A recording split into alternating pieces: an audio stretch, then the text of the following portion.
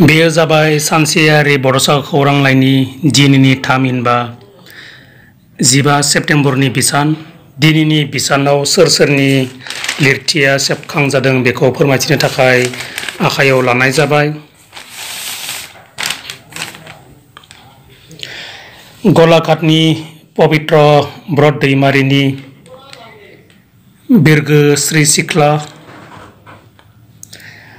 गोदान दिल्लीनि हेमन्त स्वर्गियारिनि जिउनि फारिलाइ, क'क्राझारनि गलाबखुंगुर बसुमतारिनि जाफुङै मोजां मोननाय,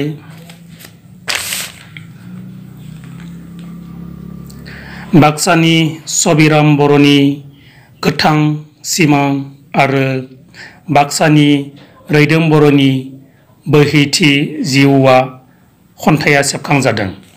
मिजिंथि बायदि सानसेयारि बड'सा खौरांलाइयाव अराय नोंथांनि बेसेन बरा लिरथिखौ दैथायहरबाय थागोन आरो सानसेयारि बड'सा खौरांलाइखौ अराय अनसायलांबाय थागोन।